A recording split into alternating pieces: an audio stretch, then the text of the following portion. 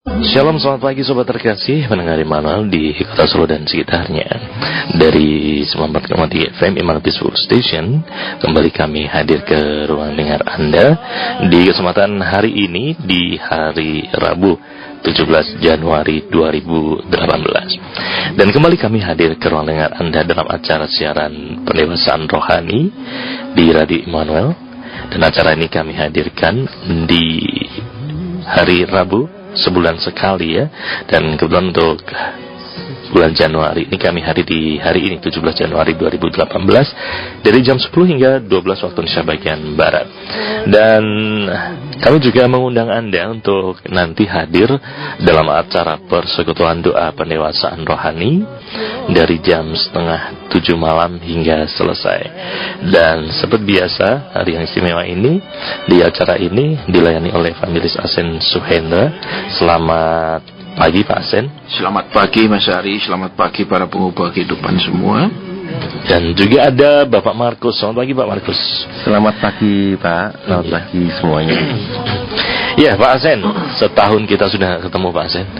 Dari 2017 sampai 2018. Ketemunya 2018. Dari setahun kita nggak ketemu ya Pak Asen. Mungkin di tahun baru ini ada berkat yang baru yang mau disampaikan ke pendengar kita. Ya, kalau kita lihat tahun baru, kalau diambil pas secara seimbang, ada positif negatifnya. Ada positif, iya, negatifnya. Dan kalau kita perhatikan, jujur lebih banyak negatifnya. Iya, tahun baru itu lebih banyak negatifnya, bukan karena butuh dana banyak untuk pesta tahun baru, acara tahun baru, baju baru dan lain-lain. Tapi kalau kita perhatikan juga dari secara kehidupan sehari-hari, orang kalau tahun baru itu banyak kecewanya malah. Tahun baru banyak kecewanya. Kenapa? Waduh, sudah sekian tahun belum ada perubahan. Ini masuk tahun kesekian saya menunggu. Usia saya jadi sekian tahun ini, gitu. Tapi Pak, kemasannya kita itu kan setiap tahun baru, apalagi menyambut tahun baru, kemasan kita itu meriah, luar biasa, gegap gembira, kembang api di mana-mana. Akan kemudian menjadi ironis ketika apa yang disampaikan Pak Asen, tahun baru kok nggak ada sesuatu yang baru sih. Nah, Pak, itu tetap seperti ini. Itu banyak kecewanya jujur Mas Ari, makanya. Jadinya kecewa banget itu. Iya, seperti ada yang bilang, waduh ini tahun kesekian saya tidak naik gaji. Ini sudah sekian tahun saya di posisi yang sama di pekerjaan saya. Ini tahun kesekian ekonomi kami sama seperti ini. Ini tahun sudah kesekian ya. Saya bergumul dalam doa untuk minta jawaban dan belum dijawab. Jadi kalau kita lihat tahun baru itu sebenarnya banyak mendatangkan kekecewaan, bukan mendatangkan sukacita. Cuman memang ada satu sisi tahun yang baru itu juga mendatangkan sukacita, yaitu ya semoga di tahun 2018 ini tidak sama dengan 2017. Semoga ada perubahan, semoga ada perbaikan. Jadi memang juga ada membawa sedikit harapan. Nah, itu harapan. Tapi kalau kita menghitung tahunnya sudah berlalu sekian lama, pasti banyak kecewanya malah Mas Ari. Nah ini Pak, kadang kan harapannya itu luar biasa. Tahun baru itu ya mudah-mudahan nanti gaji naik di tahun yang baru, bonus cair. Kemudian di tahun yang baru juga mungkin yang masih jomblo saya segera dapat pasangan, yang belum dapat kerja saya segera dapat kerjaan. Tapi pada kenyataannya ketika memasuki tahun yang baru itu banyak yang membuat kecewa. Itu tadi, antara harapan dan kenyataan beda banget itu. Stres Pak akhirnya Pak. Nah, itu di situ kembali. Memang stres itu begitu karib dengan manusia. Iya, itu. Jadi kalau anjing itu hewan yang paling karib dengan manusia, kalau stres itu satu kondisi yang paling karib juga. Iya, dengan pikiran dan hati manusia. Iya. Iya, karena kembali Mas Ari, kan kita namanya manusia. Kita ini pintar berhitung, pintar menjumlah. Ya, dan yang kita hitung dan jumlahkan atau kita perhatikan, yang kita fokuskan itu seringkali ya untuk kepentingan diri kita sendiri. Misalnya, saya sudah sekian tahun menunggu jawaban Tuhan. Saya sudah sekian tahun berdoa. Saya sudah sekian tahun rajin gereja. Saya sudah sekian tahun rajin bayar persembahan. Mungkin saya sudah sekian tahun melayani Tuhan. Sudah. Tapi kok belum. Nah, belum dijawab lah, belum ditolong lah, belum diberikan apa yang diinginkan, belum dikabulkan doanya dan lain-lain. Jadi kalau kita lihat seringkali kan kita melihat sesuatu itu dari untuk kepentingan diri kita, bukan untuk kepentingan Tuhan. Atau misalnya juga dalam rumah tangga untuk kepentingan keluarga. Contohnya, sudah sekian tahun, ya katakan saya bekerja keras, tapi belum ada peningkatan misalnya, ya. Tapi seringkali untuk pasangan kita mungkin bukan peningkatan itu yang diinginkan, misalnya peningkatan secara penghasilan, gaji, ya kan. Seringkali yang diinginkan mungkin cuma lebih kepada peningkatan pengertian, peningkatan quality time untuk keluarga, peningkatan kesabaran terhadap pasangan. Nah, tapi ini kan seringkali nggak ketemu antara yang dianggap penting, lebih penting, sangat paling penting oleh pasangan, dengan apa yang kita anggap paling penting. Ya, kalau misalnya saya sebagai laki-laki, sebagai suami, kan seringkali kita merasa dengan bisa memberikan materi yang lebih banyak itu pasti lebih membahagiakan. Ya, kita merasa seperti itu, padahal belum tentu. Dengan memberikan materi yang lebih, dengan memberikan keuangan yang lebih mensejahterakan keluarga secara ekonomi, itu pasti lebih membahagiakan. Nah, ya, saya ketemu bahkan beberapa hari lalu saya ketemu satu kepasang suami istri yang kalau dilihat, ya mereka sangat kecukupan. Ya, mereka sangat cukup, sangat, ya katakan apa yang dibutuhkan bisa, mau pergi liburan juga bisa. Tetapi ternyata istrinya ngomong, saya minta pisah. Istrinya ngomong begitu, saya minta pisah, dia katakan. Jadi saya pas berkunjung ke sana, nggak tahu tiba-tiba saya digerakkan untuk berkunjung ke sana, saya mampir ke rumah mereka. Kemudian saya minta, tolong mana istri, minta tolong keluar. Saya bilang, saya mau sampaikan sesuatu. Kemudian saya sampaikan apa yang Tuhan taruh di hati saya kepada mereka. Terus dia ngomong, ya Om, saya terus terang ya, dia katakan, saya minta pisah. Kaget kan? Kenapa? Kalau dilihat secara materi cukup sekali, ya sangat cukup. Bahkan terus kalau dilihat yang kedua misalnya, ya suaminya terhadap anak-anak juga sangat baik. Ya, terhadap anak-anak sangat baik, sangat memperhatikan anak-anak, ya merupakan bapak yang ideal buat anak-anaknya, pergi bareng anak dan lain-lain. Tapi ada beberapa missing point dari hidup suami yang apa yang dianggap penting oleh suami itu tidak dianggap sangat penting oleh istri, dan apa yang dianggap sangat penting oleh istri tidak dianggap penting oleh suami. Jadi ini kemudian menjadi runcing sekali, sampai kemudian istrinya bilang gini Om ya, dia katakan, saya tidak mau ambil keputusan tergesa-gesa. Saya berikan suami saya waktu sekian lama. Jadi kalau dia tidak berubah, ya sudah, tolong lepaskan saya saja. Biar saya menjalani hidup saya sendiri, biar anak-anak semua ikut suami saja. Kan mengerikan sekali padahal. Kenapa? Karena kalau kita lihat ini keluarga orang percaya, keluarga yang pergi gereja, iya, anak-anak juga aktif di gereja. Terus apa masalahnya sekarang sampai istrinya minta pisah? Ya, kemudian tiba-tiba Roh Kudus bicara tentang beberapa poin. Ya, yang pertama adalah kalau istri ngomong 2-3 patah, suami akan ngomong ratusan patah kata. Ini yang pertama. Dia katakan, betul Om. Kemudian yang kedua, ya, itu keuangan merupakan rahasia. Jadi si istri ini tidak mengalami suami yang benar-benar terbuka tentang keuangan. Meskipun sebenarnya berkecukupan, berlebihan, tapi tidak tahu persis tentang situasi keuangan. Hanya dikasih cukup, tapi sudah selesai, tidak boleh tahu lagi yang lain. Kemudian yang ketiga, ya, itu suami yang hanya bersifat memaksa. Ya, contohnya begini, istrinya suka merek salah satu merek es krim. Suaminya tidak suka. Terus suami bilang, ngapain minum es krim ke sana? Rasanya tidak enak, itu es krim apa? Padahal itu es krim import. Ya, yang mahal. Suaminya tidak suka. Jadi di dalam pernikahan mereka yang sudah berjalan 20-an tahun ini, si suami tidak pernah bersedia mengajak istrinya minum es krim kesukaan istrinya. Maunya dia adalah memaksa istrinya harus menyukai es krim yang dia suka. Jadi waktu itu saya sampaikan, maaf, ini suami selalu memaksa. Istrinya bilang, betul Om. Jadi apa yang kesukaan suami harus menjadi kesukaan istri. Apa yang menjadi kesukaan istri, nek suami tidak suka, tinggalkan.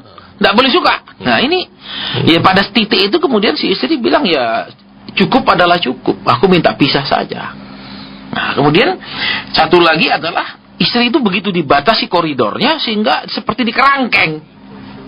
Ya ruang geraknya demikian dibatasi sekali oleh si suami.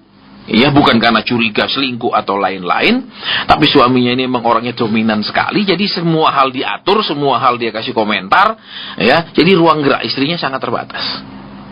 Ya kita kan sebagai laki-laki tidak bisa begitu membatasi. Misalnya istri mau beli pakaian, sudahlah kasih aja, kecuali pakaian itu misalnya satu setel harganya 10 juta, dia beli 10 pasang, ya kita bilang jangan mah, nek gitu aku sekarat nanti.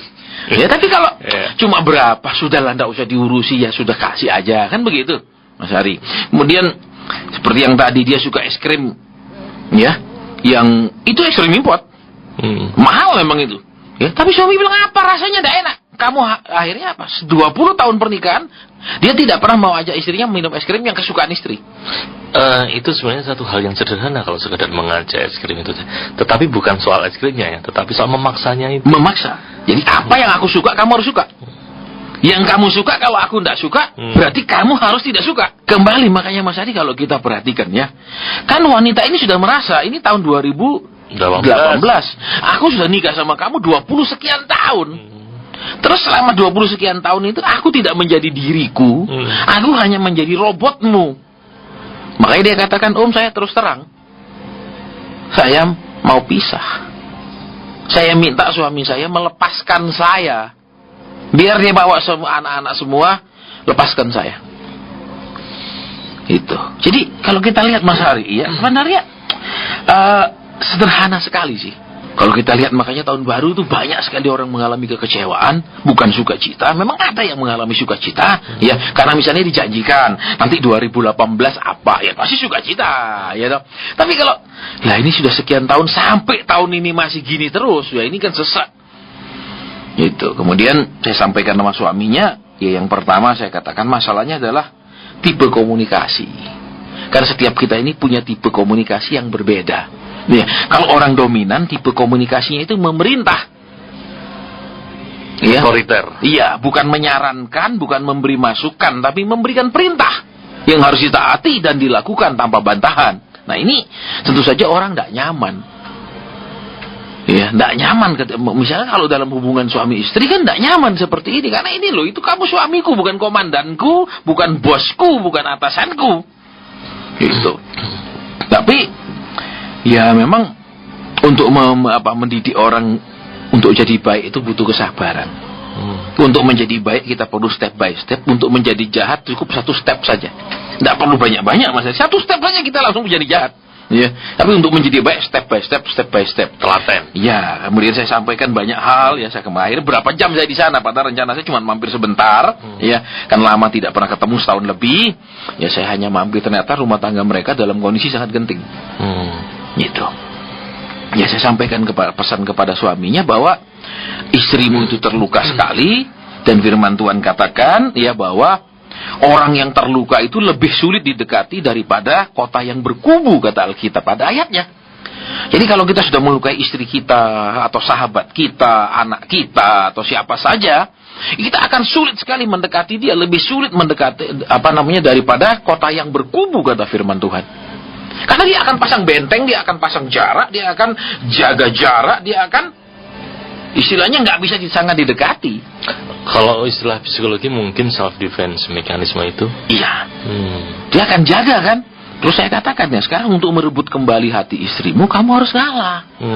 Ya senormal saja kan, tidak ada istri yang baik yang ingin bercerai itu, tidak ada pasti, ya kan, pasti ingin istilahnya sampai mati biarlah maut yang memisahkan, kan begitu Mas Hari. Ya.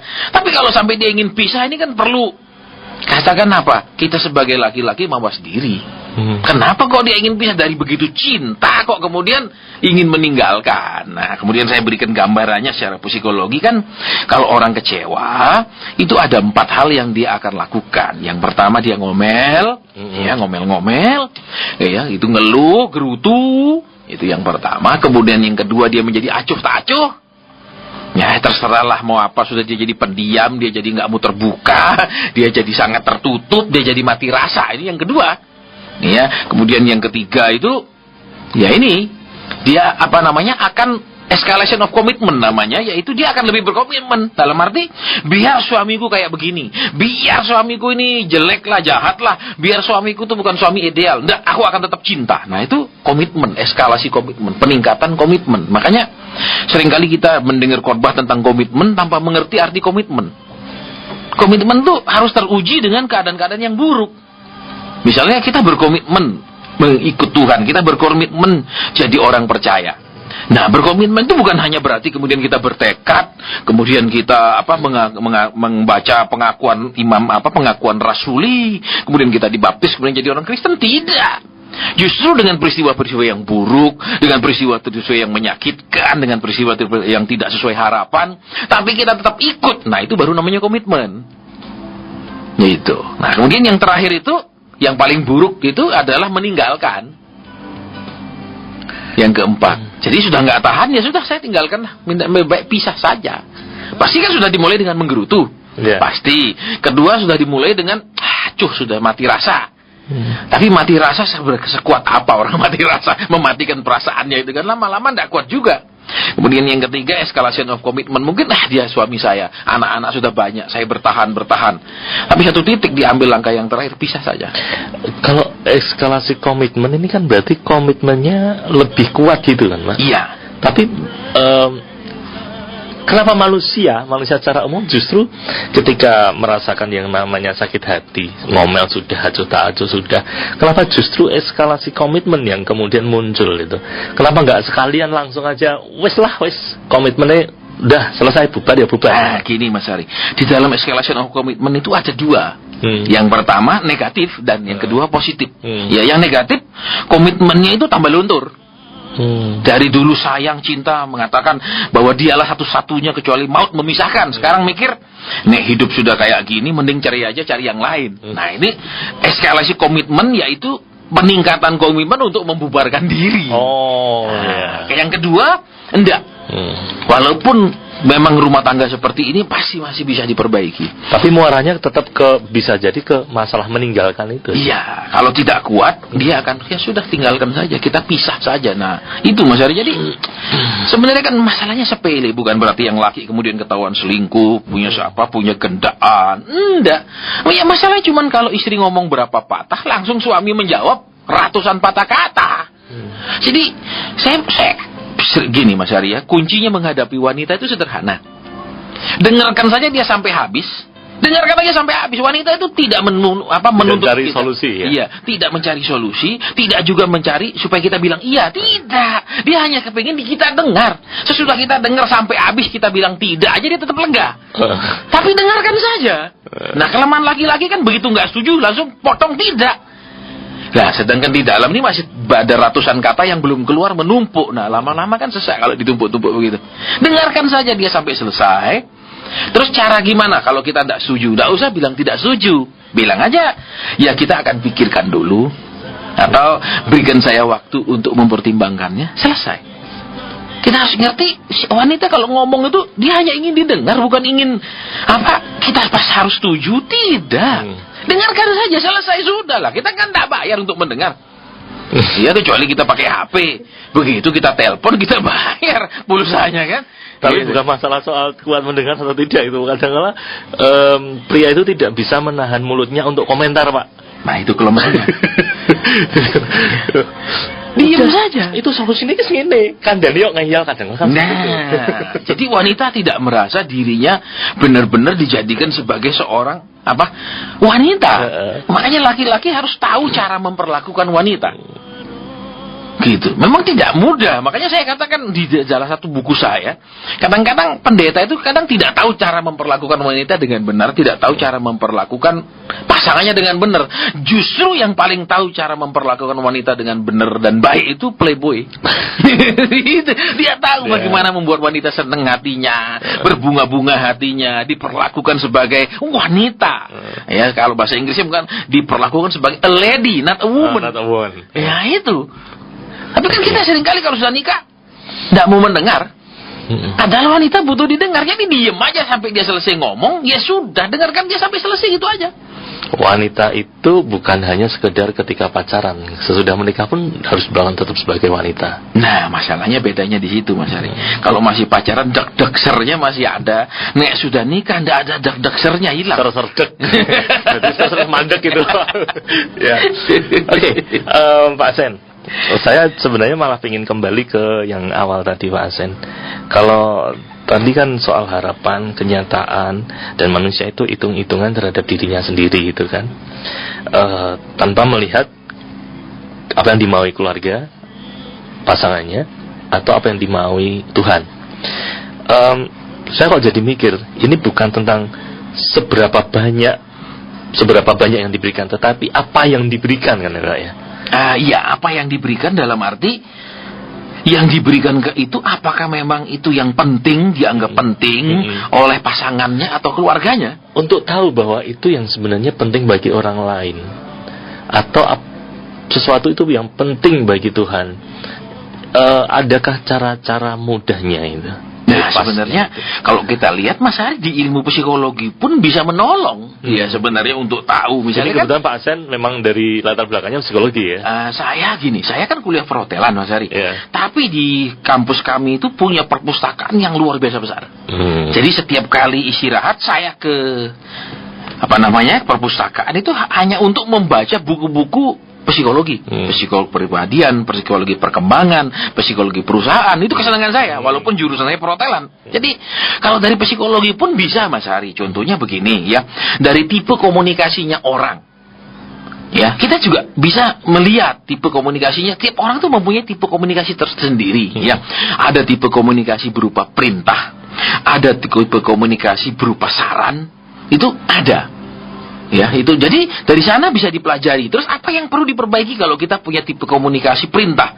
Ya, kita mulai memperbaikinya. Jangan terus-terusan berupa nada perintah, kalimat perintah. Tapi mulailah bisa memberikan kalimat sebagai masukan atau saran.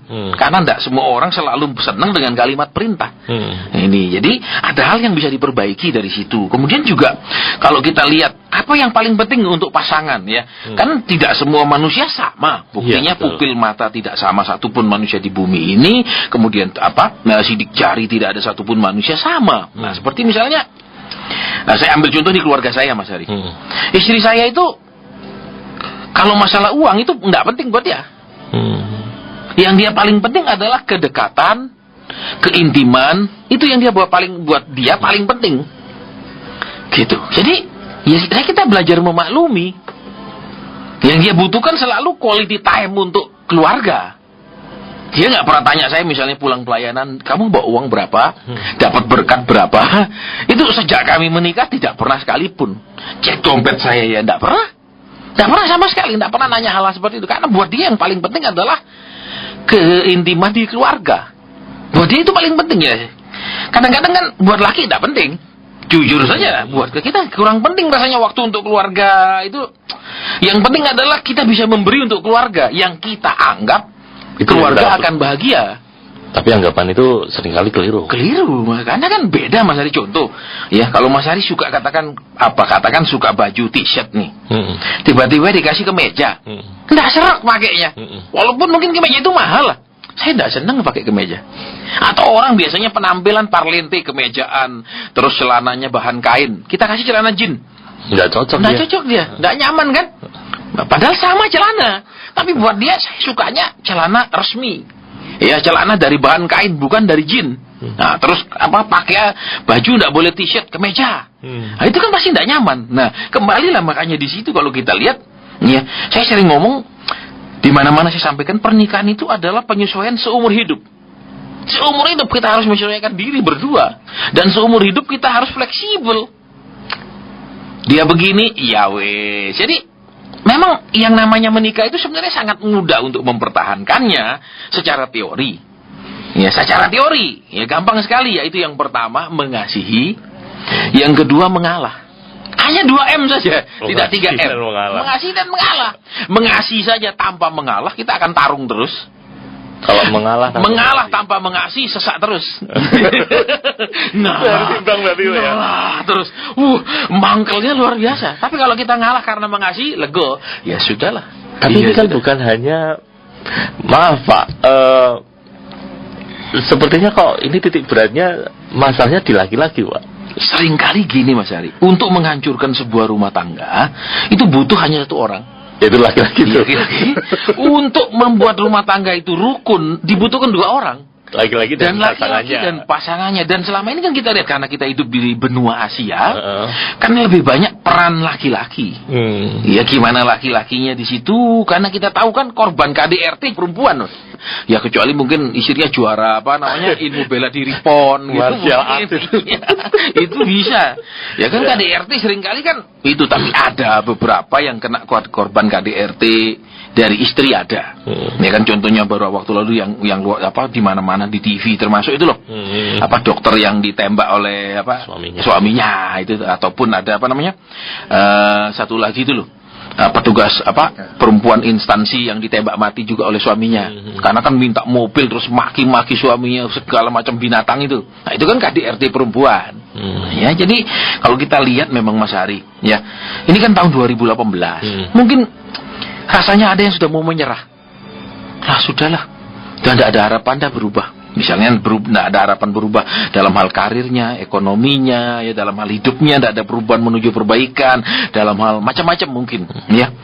Makanya kita mau ambil positifnya, bahwa firman Tuhan katakan kan ada musim-musimnya, segala sesuatu ada masanya dan ada musimnya. Jadi ada musim yang berkepanjangan, ada musim yang cukup panjang, tapi tidak selamanya musim panas bertahun-tahun kan. Ya, bahkan di zaman kalau firman Tuhan bilang musim kelaparan itu ya kan hanya 7 tahun. Musim kelimpahan 7 tahun, musim kelaparan 7 tahun, habis itu normal. Ya, jadi kita harus tetap berpegang kepada iman kita yang pertama. Jadi jangan menyerah. Ini kan orang Israel itu gampang menyerah. Yang luar biasa, mereka itu keras hati luar biasa, tetapi rapuh hati juga luar biasa. Ini yang seringkali tidak seimbang kan. Orang keras hati juga mestinya orang yang tegar hati. Jangan keras hati tapi rapuh hati. Ketika mengalami kesulitan sedikit mereka komplain, ketika mengalami kesulitan sedikit mereka ingin balik, ya kan, ke jalan yang semula. Jadi padahal keras sekali, diatur ndak bisa, ditegur ndak bisa, ya kan, dengar firman Tuhan melawan. Tapi ketika ada kesulitan mereka gampang menyerah. Jadi ini hal yang sama sekali paradok.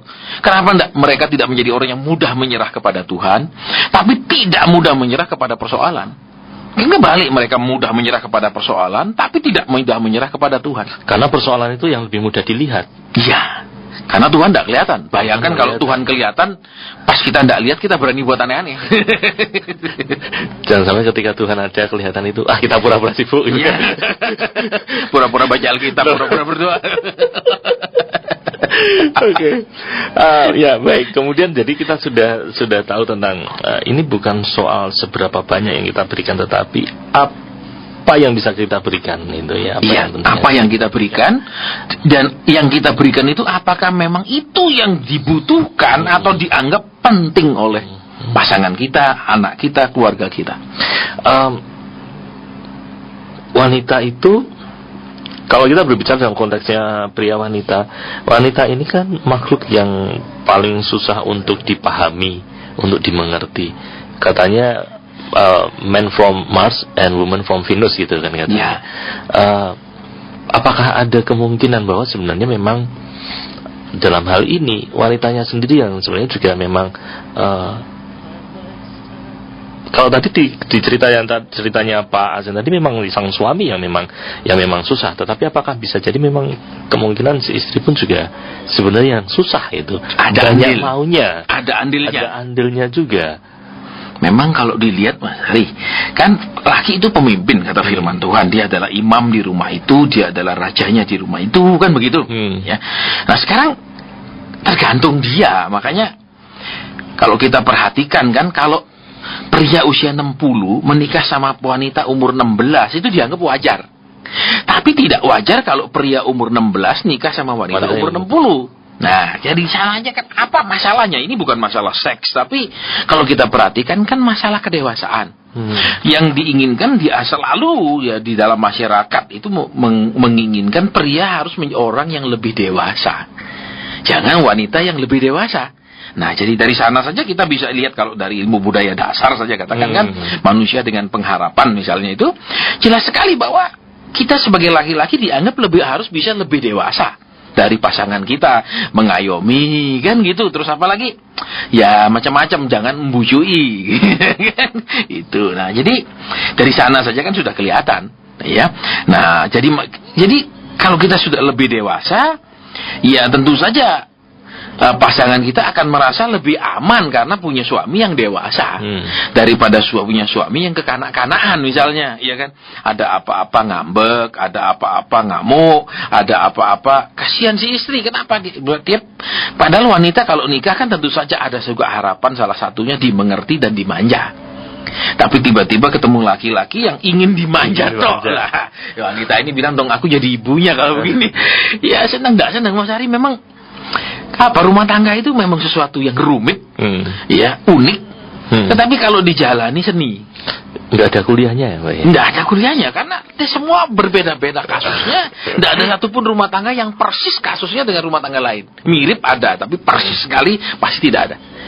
Ya, nah tapi kembali ke sini Mas Ari. Jadi kan memang kita laki-laki ini kan, kalau kita jujur saja ya, ketika kita dari sekolah minggu sampai kita ke gereja, sampai kita mau nikah, bahkan seminar ikut acara pranikah kan biasanya kalau itu pranikah, ya. Itu kan tidak terlalu diajar benar-benar Mas Ari bagaimana menyelesaikan masalah rumah tangga.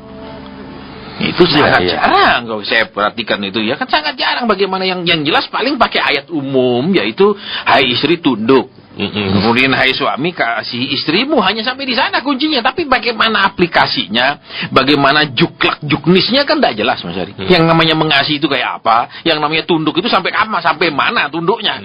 Ya kan, apakah tunduk sampai dimasukkan ke istilahnya liang kubur tunduk terus dalam penderitaan? Itu kan tidak semuanya, memang belum jelas. Nah, makanya itulah dibutuhkan kerelaan hati untuk belajar terus. Karena kan jujur, kalau kita dengar khotbah, seringkali kan pembahasan tentang pernikahan itu tidak mendalam. Hanya intinya coba ya, kamu harus mengasihi istrimu dan istri harus menghormati, tunduk sama suami. Nah, tunduknya seberapa sampai mana itu kan tidak pernah jelas. Ya, terus mengasihi sampai mana juga tidak jelas Mas Ari. Apa minta ini kasih sampai berhutang turuti terus karena mengasihi, kan tidak jelas juga. Nah, makanya disinilah kita perlunya kembali lebih banyak belajar, kan? Jadi istilahnya long life education itu ya, seumur hidup kita harus belajar. Nah, makanya kalau di dalam pernikahan emang rumit karena kembali ya, wanita punya pola pandang berbeda ya, wanita juga penilaiannya berbeda, digerakkan oleh berbeda dengan laki-laki. Ya kan, kalau laki-laki memang kalau kita lihat pergumulannya paling berat melawan kemarahan. Kalau wanita pergumulan paling berat melawan kesedihan. Itu. Jadi dari medan perangnya saja sudah sangat berbeda. Wanita pergumulannya kesedihan, pria kemarahan. Dari situ saja sudah memang medannya berat. Terus kemudian wanita lebih digerakkan oleh apa? Perasaan. Kalau pria akalnya. Jadi kita lihat saja dari penggerak motivasinya juga sudah berbeda, terus digabungkan dalam sebuah pernikahan. Kan ruwet. Makanya kembali 2M yang tadi. Mengasihi dan mengalah. Selesai.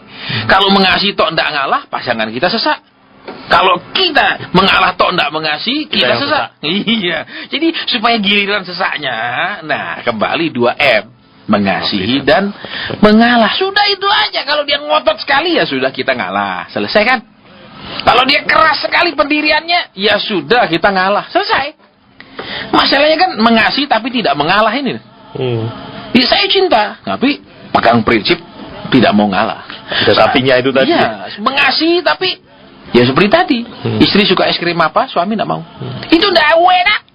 Lu buat istrinya enak gimana? Ya sama seperti saya Mas Ari. Saya itu maniak tempe.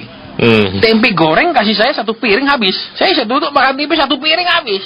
Nasinya hangat sama sambil bawang aja udah. Itu bisa kan? Kalau orang bilang kok gila makan tempe sampai 1 piring besar lah, buat saya enak. Ya kan, kembali ke sana. Makanya kan lidah kita walaupun sama lidah, tapi kan yang kita sukain tidak sama. Gitu ya. Dia si suami maksa, enggak, pokoknya itu tidak enak, yang enak ini. Jadi enggak 20-an tahun nikah enggak pernah ngajak istrinya ke yang istrinya suka. Jadi istrinya harus menyukai yang dia tidak sukai. Lah ini kan sakit hati. Oke. Kalau Pak ini sudah berjalan dan kemudian memang seperti yang saya ambil ceritanya Pak Ajan tadi, si istri ngajak pisah itu ya. Berarti itu kan sudah pada titik dimana dia sudah nggak tahan, benar-benar nggak tahan gitu. Ya. Suami mungkin nggak tahu bahwa istrinya nggak tahan itu. Nah, waktu saya sampaikan, suami tetap bela diri. Dia merasa bahwa saya suami yang baik, suami yang tanggung jawab. Nah itu. Nah ini Pak susahnya, bagaimana bisa menyadari bahwa selama ini kan kita berfokus bahwa masalahnya itu di orang lain gitu Pak. Masalahnya di istri saya gitu. Bukan di kita kan? Bukan di kita. Apa yang diperlukan untuk kita bisa melihat bahwa yang salah itu saya itu. Nah, kembali ke ini yang susah dipahami oleh pria Pak, maaf Pak. Ini saya mungkin mewakili banyak pria-pria seusia saya yang kadang ngeyelan. Nah, dilihat dulu dari awal manusia diciptakan, Mas Ari. Kan waktu mau menciptakan Hawa, itu kata Tuhan mau menciptakan, ya, itu Tuhan itu tidak diskusi sama Adam. Iya. Sama sekali tidak pernah Adam. Aku tahu menciptakan tidur gitu aja. Iya, jadi supaya enggak komen, enggak ngomong, enggak apapun, iya kan? Terus diciptakan seorang wanita sudah jadi lengkap wanita dibawa kepada Adam.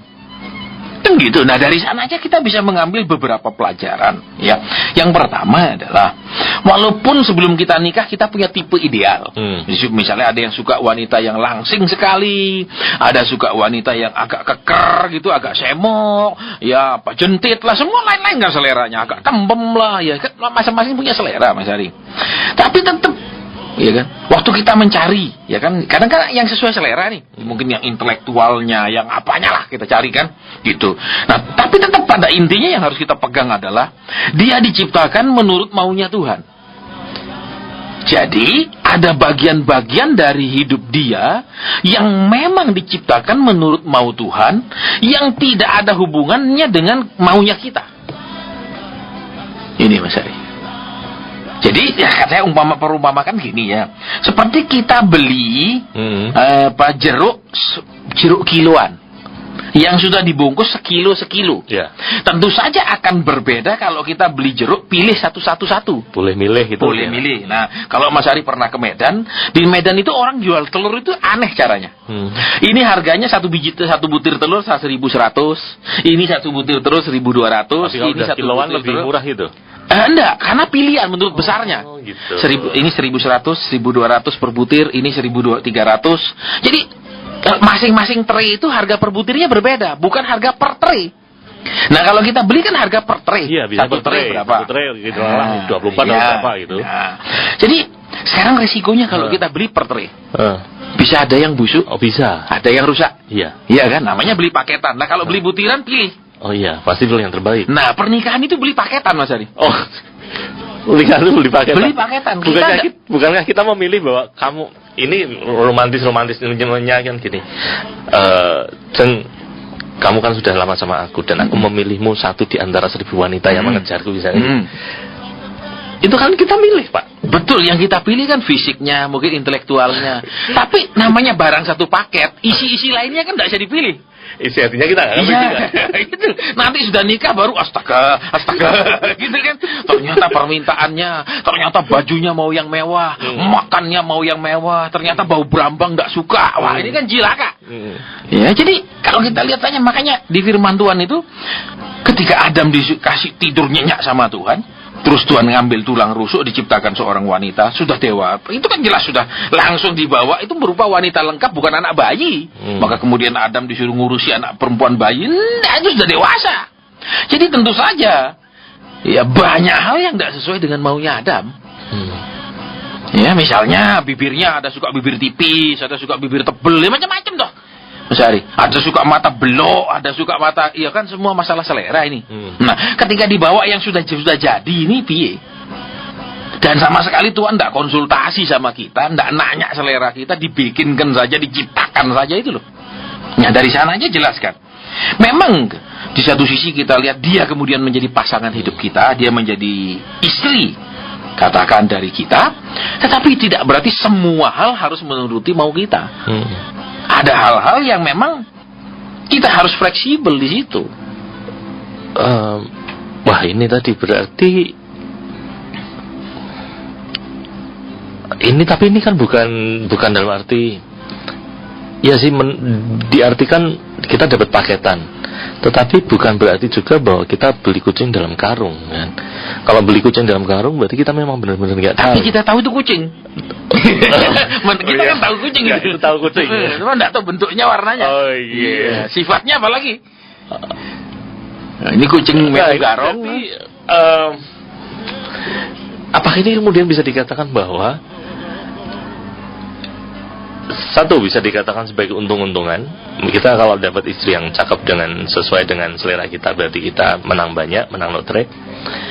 Kalau enggak, berarti memang musibah. Kalau musibah, kalau itu bisa ditolak, udahlah, bubar. Kalau nggak bisa ditolak, harus diterima, ya sudah, ini memang nasib saya. Nah, kalau yang misalnya menerima musibah atau menerima bahwa ini nasib saya ini, apakah kemudian memang apa ya Pak? Ini kan bukan sesuatu yang bisa istri itu bukan sesuatu barang yang bisa ditukar tambah, bukan sesuatu yang bisa kalau saya nggak suka saya ganti gitu aja. Nah, bagian yang saya nggak suka dia harus singkirkan. Dia harus singkirkan. Nah, kembali ke sistem paketan yang tadi ya, Zari. Kita ini belinya satu paket, nggak beli butiran. Itu masalahnya. Nah, banyak orang menginginkan beli butiran. Ya, pada akhirnya tetap kembali pada mengasihi dan mengalah itu. Mengalah 2M saja biayanya. Balik ke situ lagi ya. Iya. Bagaimana pernikahan itu? Biayanya hanya 2M, mengasihi dan mengalah. Oke. Itu untuk suami dan istri. Kalau bagaimana dengan keluarga yang sudah dikaruniai dengan anak juga? Anak ini berarti kan juga paketan juga ini. Iya, paketan, kan tidak bisa pilih. Anak ini harus taat, anak ini harus nurut orang tua, anak ini harus cerdas. Tidak bisa. Bisa jadi anak ini bikin orang tuanya ngurut dada terus gitu kan. Jadi kembali ke paketannya, Mas Ari. Nah, cuman kembali ya kan, semuanya bisa diperbaiki. Nah, soal diperbaiki ini, diperbaiki kan berarti tadi yang saya sampaikan, pertanyaan saya adalah bagaimana saya bisa menyadari bahwa ini salah saya. Karena banyak orang yang bebal nggak bisa tahu atau nggak mau menyadari bahwa ini salah saya. Itu permulaannya memang di situ atau seperti apa? Kembali Mas Ari, kan di secara ilmu juga psikologi ada yang namanya titik buta, blind spot. Ya, titik buta dari seseorang. Jadi kita ada hal yang kita tidak bisa lihat diri kita sendiri, yang butuh bantuan orang lain untuk melihatnya. Meskipun kita berusaha mengambil jarak dari hidup kita. Iya, walaupun kita ini punya kaca mengelilingi kita 360 derajat, tetap kita ada bagian yang tidak bisa kita lihat, butuh orang lain. Nah, bagian itulah yang biasanya pasangan kita yang lihat. Orang Jawa bilang ngilo gitok dewi. Nah, itu satu hal yang susah banget. Dan istri yang dalam hal ini istri yang tahu gitu ya. Yang tahu gitok saya, itu saya gitu kan. Tapi kita kan seringkali kalau ketahuan malah marah. Oh, saya nggak seneng, nggak usah tahu, nggak usah ngomong itu. Saya bisa menarik satu sedikit kesimpulan, entah itu benar atau tidak. Berarti apa yang dialami istri kita, apa yang menjadi keluhan istri kita, apa yang menjadi komplainnya istri kita adalah cerminan dari apa yang kita lakukan terhadapnya. Iya. Kan ada satu pernyataan yang dalam bahasa Inggris saya terjemahkan begini, ya. Buat kita suami-suami, itu istri kita itu bisa menjadi iblis ataupun menjadi malaikat penolong yang luar biasa, tergantung kita. Bagaimana kita memperlakukan dia. Dia bisa jadi iblis beneran dalam hidup kita karena kita jahati terus, ya. Kemudian dia berubah, atau benar-benar menjadi seperti seorang malaikat penolong buat hidup kita. Nah, tergantung kita. Tapi juga memang ada, ya. Saya tidak katakan bahwa ketika kita lakukan itu semua berjalan baik. Ada juga jenis-jenis wanita yang dibaik-baik juga tetap tidak bisa baik. Ada. Ya, saya ada juga tahu itu, ada juga model dibaik-baik kayak apa tetap brengsek. Tetap tidak puas, tetap nuntut, tetap ngomel, tetap ada. Itu. Makanya kan walaupun kita ini belinya paketan, belinya sudah sekilo kan dilihat sih, diputer-puter paketannya itu. Ya, seperti minggu kemarin saya sama istri ke supermarket beli itu loh, apa namanya, telur ayam yang itu loh, Omega 3 kayak gitu. Ya, yang Omega 3 itu, yang isinya 12, ya. Ternyata ada 2 yang rusak. Ya, jadi ya sudahlah, memang kita belinya sak paket. Kalau kita belinya bijian ya kita pilih. Ya kan? Pilih 1, 2, 3. Ini namanya sudah 1 bungkus gitu, 12 biji. Dibungkusnya rapi lagi, kita tidak lihat. Segel sekalian. Segel, iya. Gimana lihat ternyata 2 rusak. Oke. Ya. Berarti suami itu bisa menyadari kelirunya, menyadari salahnya dari cerminan yang terpantul dari istri. Dari istri. Ya, jadi kembali kuncinya butuh rendah hati. Butuh rendah hati untuk mengakui bahwa oh iya benar, istriku kayak gitu karena aku gitu. Iya. Jadi tidak bisa bilang ya memang kamu penuntut, memang kamu. Iya, jadi kita ngecek diri sendiri kenapa dia seperti itu. Itu kan sederhana, Mas. Memang iya, kembali orang nikah itu bukan hanya membutuhkan cinta di hati, tapi juga butuh sama-sama untuk merendahkan hati. Kalau menghadapi masalah butuh tegar hati. Iya kan, ketegaran hati dibutuhkan. Kemudian ketika masalah belum selesai, masalah belum ada titik temu, ya juga dibutuhkan kesabaran hati. Gitu. Tapi ya kembali intinya ke nikah itu butuh 2M. Mengasihi dan mengalah. Iya. Dalam hubungan analoginya dalam hubungan pasangan suami istri seperti itu. Kalau kita melihat dalam hubungan kita dengan Tuhan, posisi saya, kalau saya menjadi pria dalam keluarga adalah seperti itu. Bagaimana ketika posisi saya dalam hubungan saya dengan Tuhan? Nah, ini yang aneh kalau Mas Ari perhatikannya. Di firman Tuhan katakan begini, hai suami, kasihilah istrimu supaya doamu tidak terhalang. Supaya doamu tidak terhalang. Iya, ini aneh. Karena tidak ada kemudian yang untuk pihak wanita, Tuhan tidak mengatakan, hai istri, tunduklah kepada suami supaya doamu tidak terhalang. Tidak ada. Hanya dikatakan, hai suami, hai istri, tunduk kepada suami, sampai sana. Sedangkan untuk suami ada tambahannya, hai suami, kasihilah istrimu supaya doamu tidak terhalang. Jadi kalau kita perhatikan penekanannya bisa lebih kepada suami. Penekanannya lebih kepada suami dalam arti begini, kalau dia tidak bisa mengasihi istrinya, maka banyak sekali doanya yang tidak akan terjawab. Sedangkan di wanita tidak ada syarat itu. Nah, dari titik berat itu saja kita sudah bisa melihat memang kecenderungan laki-laki kembali di dalam rumah itu memang di firman memang katakan dia pemimpin, dia imam. Tetapi ada contoh yang menarik ketika Tuhan Yesus katakan begini, hai suami, kasihilah istrimu seperti Kristus mengasihi jemaat. Jadi Kristus itu berkorban lebih dulu, bukan nuntut lebih dulu. Kan dia berkorban lebih dulu, mati di kayu salib. Kemudian dia mengangkat kita menjadi umatnya, anaknya. Barulah mulai dia mengajar kan. Suruh kita pergi gereja, ibadah, dengar pengajaran. Suruh kita berubah, bertobat. Melayani juga. Iya, jadi kan berkorban lebih dulu. Nah, kalau suami kadang-kadang suruh istrinya terus yang berkorban. Jadi berkorban lebih dulu. Mengerti, memahami, mengalah. Nah, ini kan susah. Padahal kita yang dituntut sebenarnya. Iya. Kita sebagai pria maksudnya. Tapi kita lebih gampang menuntut pihak istri kan. Aku suami. Nah, itu. Jadi kadang-kadang memang tidak seimbang. Saya yakin kalau seorang suami begitu memperhatikan kepentingan istrinya, apa yang paling penting buat istrinya aman. Setiap kali tidur istrinya di sebelahnya mengatakan terima kasih Tuhan. Iya, jangan ketika tidur di sebelah Tuhan, engkau memberikan aku tidur dengan buaya. Iya, ini buaya di sebelahku ini Tuhan. Gitu. Hai suami, kasihilah istrimu supaya doamu tidak terhalang. Di satu kalimat ini, posisi wanita itu sebenarnya memang ditinggikan ya Pak ya. Karena dia memegang peranan penting ketika suami tidak mengasihi suami tidak mengasihi istrinya, maka berkat Tuhan pun juga nggak datang gitu. Nah, apakah bisa diartikan seperti itu? Iya, kalau kita perhatikan, ya. Dan seperti misalnya gini, ya seperti kasusnya Adam dan Hawa. Kalau kita perhatikan, kenapa iblis itu masuknya lewat si Hawa? Kan bisa banyak penafsiran. Kenapa masuknya lewat perempuan ini? Kenapa nggak lewat Adam saja? Kan begitu, nggak bisa banyak penafsiran. Nah, kalau kita juga perhatikan ada kemungkinannya, karena memang posisi perempuan di dalam rumah tangga bisa mempengaruhi seisi rumah tangga itu, termasuk mempengaruhi si suami. Contoh Mas Ari, kalau kita mau pergi kerja, istri ngomel-ngomel lagi di tempat kerja bisa enak enggak? Pasti nggak enak, mumet kepala kita, walaupun mungkin dia cuma ngomong yang nggak enak lah, atau dia ngomel lah. Percayalah sehari penuh kita nggak sejahtera. Iya kan?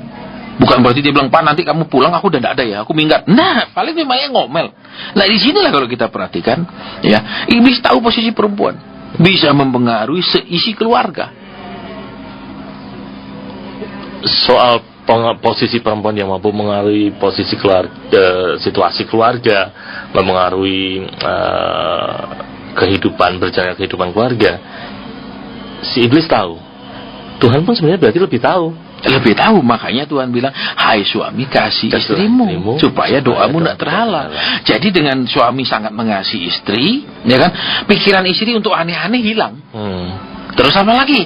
Kalau ada kesulitan, ada kekurangan misalnya secara ekonomi, tapi karena dia tahu dia disayang, dia akan lebih kuat untuk bertahan, Mas Ari. Ya kan, dia akan lebih kuat untuk mendampingi. Nggak pikirnya sudahlah, hidup nggak enak gini, minggat aja, mumpung masih cantik, masih muda, gampang cari pengganti daripada nanti tunggu umur 60 lah, susah sudah ya. Sama siapa sudah umur 60 itu? Gitu. Oke. Ini berlanjut ke pertanyaan saya berikutnya kalau gitu Pak. Berarti baik dosa maupun berkat itu dua-duanya bisa datang lewat istri. Bisa. Dalam banyak kasus, ketika suami itu benar-benar memperhatikan istrinya, benar-benar melakukan apa yang Tuhan suruhkan buat istrinya, berkat itu tidak terhalang. Contohnya begini Mas Ari. Beberapa waktu lalu di salah satu persekutuan kita ya, sekitar 2 tahunan lalu ya, ini sudah masuk, berarti jebur tahun bulan ini masuk tahun ketiga ya, tapi belum 3 tahun, ini berarti tahun ketiga ya. Itu ada sepasang suami istri, ketika mereka pertama kali datang, tiba-tiba saya dapat pernyataan, belikan istrimu mobil. Istrinya menangis. Loh kok nangis? Apa sih? Ternyata dia dijanjikan oleh suaminya 30 tahun lalu Mas Ari untuk dibelikan mobil, dan sampai mereka sukses tidak pernah dibelikan. Nah, terus dia bilang, iya Pak, suami saya janji awal nikah mau belikan saya. Awal nikah lu Mas Ari, sekarang udah jadi nenek-nenek. Tidak pernah dibelikan oleh suaminya. Suaminya ingat nggak Pak? Ingat, tapi tidak mau belikan. Alasannya selalu uangnya enak diputer. Uangnya diputer lagi, jadi modal lagi, puter terus, jadi muter rupanya. Makanya Mas Ari kalau punya anak jangan sering-sering dibawa naik odong-odong muter-muter, itu repot nanti. Terbawa dia muter. Iya, ini hidupnya muter-muter, tidak ada kemajuan, tidak kemana-mana, kan stres dia. Itu. Nah, kemudian ya saya katakan sama dia, ya kalau sudah seperti ini Tuhan ingatkan belikan, ya toh belikanlah. Kan juga dia tumben datang ke persekutuan kita, saya juga nggak tahu dia ada janji sama istrinya 30 tahun lalu. Tapi dia tidak pernah mau belikan, tetap tidak mau Mas Ari belikan. Ya kemudian yang terjadi adalah tiba-tiba jalannya perusahaan itu mandek. Jadi sales-salesnya keliling itu kemana-mana kota, pulang tidak membawa satu pun order. Stres dia. Karena di pabrik sekian banyak orang yang harus digaji tiap bulan, tidak ada satu pun order dari sekian sales pulang. Kosong sama sekali. Ya. Kenapa? Karena mungkin itu sudah batasnya waktunya Tuhan. Ya. 30 tahun ditunggu kok tidak ngasih. Janji loh ini. Dan mampu loh isi. Ya kan dia mampu masih dibelikan, cuma tidak mau. Ya, akhirnya dia belikan. Dan ketika dia belikan itu kendaraan, usahanya diberkati. Sekarang aset yang dipegang, sekarang usaha yang dipegang berlipat daripada yang 3 tahun lalu itu. Itu satu contoh. Ya, kemudian yang kedua, ada satu orang ya di salah satu kota juga sama. Ketemu tiba-tiba Tuhan katakan belikan mobil, dan ternyata emang istrinya kepingin mobil. Cuman suaminya bilang, lu mobilku aja pakai. Padahal mampu belikan. Lah istrinya kan juga kepingin punya mobil sendiri. Perempuan ya kasih mobil kecil loh, masa pakai mobil-mobil besar, mobil-mobil jantan itu kan. Nah, ya dia belikan. Ya, akhirnya dia turuti, dia lakukan. Ya waktu ada tender proyek pemipaan di 3 kabupaten dia menang. Itu yang dari segi dunia bisnisnya Mas Ari ya. Jadi kalau Tuhan bilang supaya doamu tidak terhalang, Kasihlah istrimu. Kasih istri, kasih jangan pakai cangkem tok. Aku cinta, tapi uangnya dibungkus rapi-rapi. Ya, mengasihi juga memberi. Iya kan, berilah, enggak usah hitung. Waduh, ini gajiku 1 bulan, ini gajiku 2 bulan, ini tabunganku. Ya memang kalau memang itu katakan masuk akal lah yang dia inginkan, ya toh. Dan sudah lama kita tidak pernah berikan, kenapa sih? Kan masa dia aja memberikan hidupnya ke dalam keluarga, untuk keluarga, kita tidak memberikan uang kita untuk dia gitu loh. Ya kan, kok enak sekali, biayanya kok murah. Ya cuman waktu nikah dikasih mas kawin itu saja. Iya toh, uang susunya, ya toh. Mas kawinnya padahal cuma mas kawin aja itu juga urunan, Pak. Dan nanti mas kawinnya itu kan dibawa lagi sama istri, ya kan. Kasihan kan. Itu Mas Ari memang, ya kalau kita jujur, selama kita kalau dalam rumah tangga saling mengasihi, itu semua masalah ringan, tidak ada masalah yang berat. Dan semua masalah itu walaupun tidak ada titik temu, tidak sempat menjadi masalah yang sangat runcing untuk menusuk kiri kanan. Karena dari awal sudah ada komitmen untuk menyelesaikannya. Iya. Belum selesai pun tidak sama-sama ngotot. Gitu. Oke.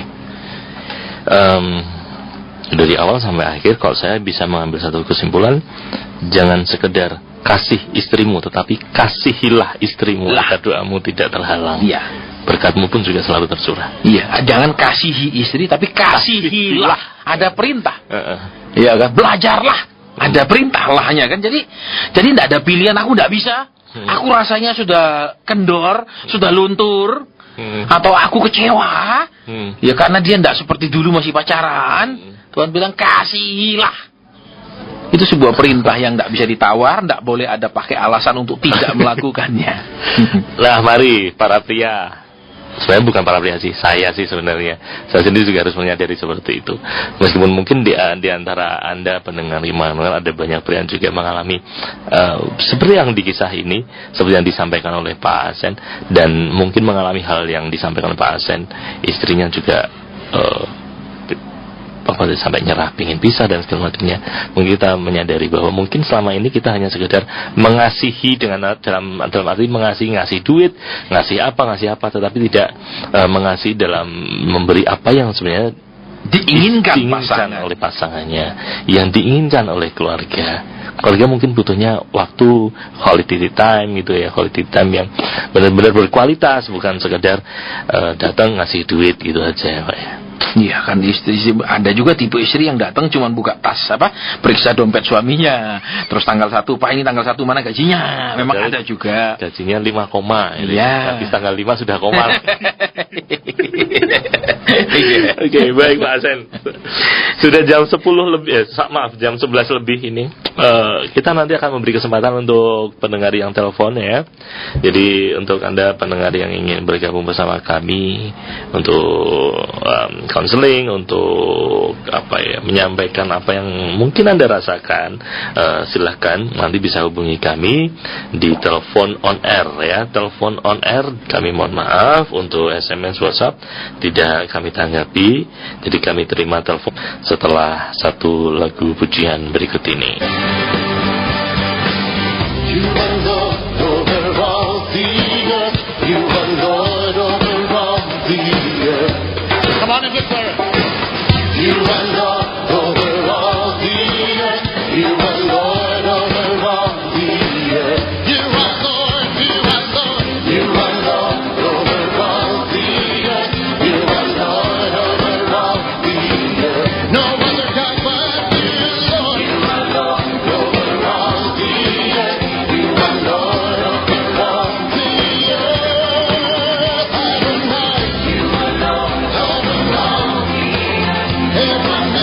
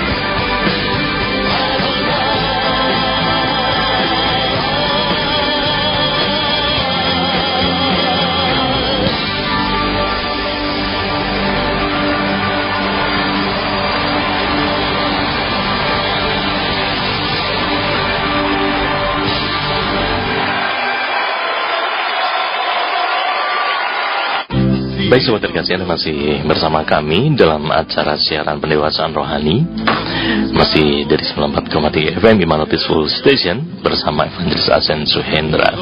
Dan kami mengundang Anda untuk hari dan persatuan doa pendewasaan rohani pada hari ini, di hari Rabu ini jam 6:30 malam hingga selesai. Dan di kesempatan ini kami membuka line telepon. Saya mohon maaf untuk SMS dan WhatsApp memang tidak kami tanggapi ya. Tetap saya baca namun tidak akan saya sampaikan di udara. Dan kami hanya terima telepon. Anda tidak perlu menyebutkan nama ketika Anda on air ya. Ketika bergabung bersama kami. Baik, ini sudah ada penelpon, akan saya coba dulu. Selamat siang. Selamat siang. Selamat siang Ibu. Saya mau minta dukungan doa. Kaki saya ini habis pasca operasi pangkal paha. Sama kaki saya ini bisa gemeter itu loh. Gitu. Iya, ada yang lain? Kalau rumah saya mau tanya rumah saya. Rumah saya dulu kan saya tinggal. Kok surat-surat itu hilang. Itu saya mau tanya sama Pak Asen. Pak Asen, gitu. Mungkin Bapak sampai nih di BPN ya. Iya. Kalau surat hilang jangan tanya pendeta. Ya, kalau surat hilang tuh mesti tanya BPN. Tapi kalau maksudnya itu orangnya masuk beneran pada kok surat-surat saya itu banyak yang hilang. Nah, orangnya masuk beneran atau enggak ya bingung saya enggak ada di tempat itu ya Bu ya. Jadi kalau nanya yang gini-gini itu bukan bagiannya Mbak Tuhan Bu. Suratnya hilang, surat amnesti sertifikat hilang. Nah, ini mesti lapor BPN Bu, lapor kepolisian, suratnya hilang, terus mengajukan kembali sertifikat baru ke BPN dengan surat pengantar dari kepolisian bahwa mengatakan bahwa sertifikat nomor sekian atas nama parcel tanah di mana itu hilang. Itu Bu. Jangan tanya hamba Tuhan yang gitu-gitu bukan bagiannya. Hamba Tuhan tidak punya hak ngeluari surat tanah Bu. Surat tanah di surga pun tidak boleh. Enggak surat tanah, maksudnya itu orangnya benar-benar masuk apa enggak gitu loh. Oh ya, kalau benar masuk atau enggak kan Ibu bisa datang ke sana lihat atau masa suruh saya. Dia tanyakan iya itu. Nah, itu kan terus kalau yang gitu-gitu jangan Bu, itu mencobai Tuhan. Oh ya. Iya kan Ibu sendiri ke sana lihat tuh orangnya masuk atau enggak kan? Gitu ya, terus kakinya baru dioperasi ya, sekarang turuti kata dokter untuk latihannya, kadang habis operasi apa fisioterapi dredeg gitu loh Pak Asen.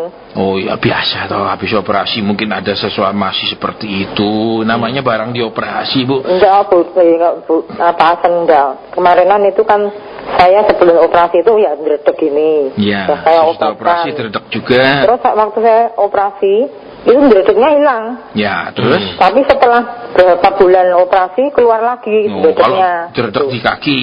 Iya. Syukur Bu, kalau dredeg di jantung yang bahaya. Dredegnya di kaki. Iya, kalau di kaki no problem lah Bu. Kalau jantung baru dredeg jantung mesti periksa, jangan-jangan koroner, ada penyumbatan. Gitu. Duduk di kaki itu enggak pena lho Pak Asen. Iya betul. Loh iya, tapi enggak bahaya Bu nek di kaki. Iya tuh paling ada jalan darah yang kurang lancar nek yang seperti itu ya kan. Nah, sekarang habis dioperasi, jaga kesehatan sesuai dokter enggak ini? Nah, apa disuruh fisioterapi enggak sama dokter habis operasi? Sama sekali. Pokoknya check up gitu toh. Ya. Itu dokternya cuma ngasih obat ya kalsium sama B1 itu loh. Oh iya. Itu. Ya udah diminum Bu. Iya. Dredeg lagi ya olahraga biasa. Kan saya kalau jantung dredeg baru gawat. Itu harus periksa total Bu. Ya, mungkin ada penyumbatan koroner, ya kan? Harus pasang ring. Itu kan kalau dredeg jantung atau ada pembesaran jantung, pembengkakan jantung misalnya kan, itu yang bahaya. Kalau kaki enggak bahaya Bu. Takutnya kalau menjalar kemana-mana gitu loh Pak Asen. Waduh, kok itu kalau yang namanya menjalar tuh penyakit menular Bu. Nah ini itu cuman kaki. Dredegnya itu ini kan kaki. Iya. Dredegnya. Dan nanti nek dredegnya sampai tangan gitu loh. Wah, itu negatif sekali pikirannya Bu. Mana bisa kaki dredeg, tangan dredeg, badan semua dredeg. Wadah. Itu kan terlalu negatif. Ini kemarin diperiksa ke dokter bilangnya Parkinson. Iya. Tapi Parkinson apa bukan kan belum tahu. Oh iya, terus tanya saya, mesti tanya lagi dokter lain Bu kalau yang itu Parkinson atau bukan. Pendeta tidak boleh memberikan Bu kesimpulan medis karena pendeta tidak punya background pendidikan medis. Kalau di luar negeri saya bisa ditangkap Bu karena buka praktek yang di luar kompetensi saya. Gitu loh. Nah, beda sama di negara kita, misalnya pendeta orang sakit kasih minyak. Kalau di luar negeri itu bisa ditangkap karena dia tidak ada pendidikan medis, terus bisa mengeluarkan obat atau memberikan obat, itu bisa ditindak. Oh gitu. Iya Bu. Lah, nah sekarang nek derdek itu aja ya udah, mungkin waktunya rajin berdoa ya toh, mengurangi kekerasan hati, gitu loh Bu. Oh iya. Iya. Sip kan, jadi tidak akan nular-nular lah terus tentang. Terus ini saya mau didoakan tau Pak Asen. Oh iya. Kan udah dibilang itu enggak, kalau cuman kaki enggak masalah Bu. Nek jantung ini redek kita doa Bu, berarti gawat nek redek jantung. Nek kaki enggak apa-apa. Enggak apa-apa lah, enteng ya, itu. Didoakan Pak Asen. Iya, nanti Bu ya. Baik Ibu, begitu. Ya. Oh iya iya. Terima kasih. Ini masih ini ya Pak ya, masih sebenarnya kan sudah berulang kali disampaikan Pak Hasan juga bahwa kadang orang nggak pede untuk berdoa sendiri ya Pak ya. Ya. Satu memang orang tidak pede, kedua memang orang selama ini diintimidasi. Bahwa hanya hamba Tuhan yang bisa, hamba Tuhan yang layak mendoakan, hanya lewat hamba Tuhan baru dijawab Tuhan. Nah ini kadang-kadang seperti itu yang membuat orang juga tanpa disadari semua masih hamba Tuhan. Dan ini salah.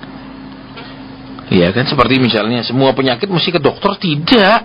Masyarakat juga harus ambil bagian, seperti misalnya demam berdarah, ya kan, membersihkan, menutup, ya kan, menimbun, itu kan supaya enggak nyamuk demam berdarahnya tumbuh. Nah itu bukan hanya tugas dokter tapi tugas masyarakat. Seperti halnya radang paru ya, misalnya, ya jangan ngerokok. Iya, ya gitu. Terus namanya gitu.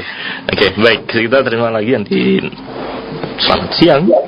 Halo, selamat siang. Selamat siang. Radionya bisa dikecilkan sedikit volumenya Ibu biar nggak feedback.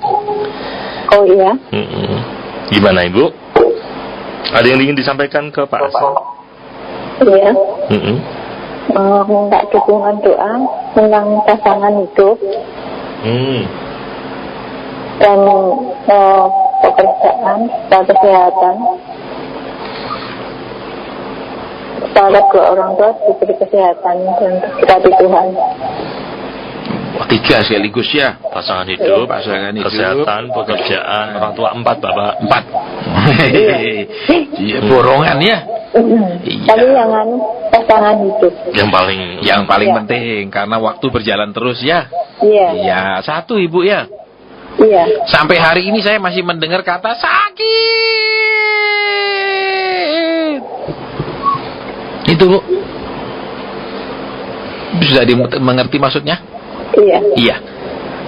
Ibu tahu bukan sakit badan lo ya? Iya. Sakit. Maksudnya hatiku ini sakit.